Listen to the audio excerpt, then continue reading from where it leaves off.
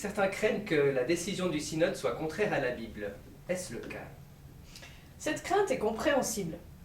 C'est vrai qu'il y a des versets de la Bible qui semblent s'opposer à la décision du synode si on prend la Bible un peu comme un livre de recettes toutes faites. Mais si on lit la Bible comme ça, alors on ne devrait pas avoir de femmes pasteurs, parce que Paul dit clairement que les femmes ne doivent pas s'exprimer dans l'assemblée. Or, nous avons des femmes pasteurs. Alors c'est là qu'on voit que la vérité, elle est à trouver comme un chemin dans la vie.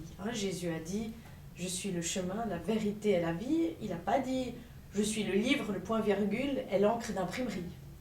Il faut donc trouver un chemin de vie en s'appuyant sur la Bible, mais aussi sur la prière, sur la foi de la communauté, sur le dialogue entre les chrétiens, sur plusieurs textes qui ont nourri la foi des chrétiens à travers les siècles. C'est tout un effort de recherche.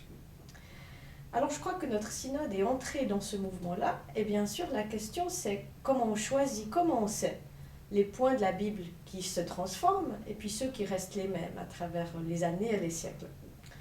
Eh bien la question c'est de savoir si on est dans le monde et pas du monde, comme le dit le verset biblique.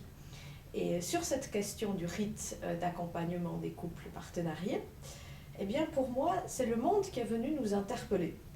C'est vrai, un couple partenarié, c'est un acte public, et c'est d'abord le monde qui est venu interpeller l'Église. Comme pasteur, moi, je suis au fond entrée en chemin de réflexion vers ce chemin de vie, en célébrant des services funèbres pour un conjoint d'un couple homosexuel. Et c'est comme pasteur que j'ai réalisé que dans ce couple-là, dans ces couples-là, de l'amour s'était vécu, de l'amour s'était partagé, et je me suis laissée interroger au fur et à mesure des années par cela.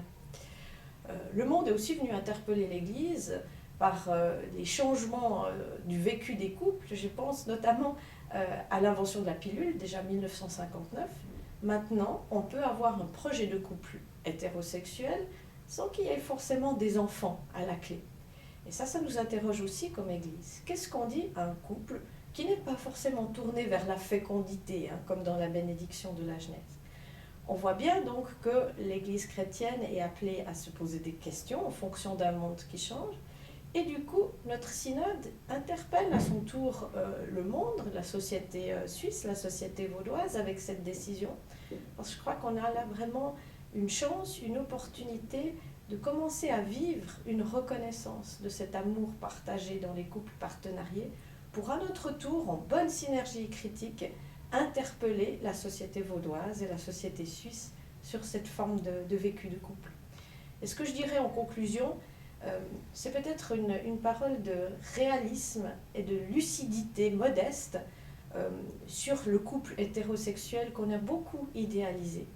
Et force est de constater aujourd'hui que les valeurs chrétiennes auxquelles nous tenons, l'amour, le partage, le respect de l'autre, la fidélité, eh bien, ce sont des valeurs éternelles qui peuvent être vécues dans plusieurs formes de vie de couple.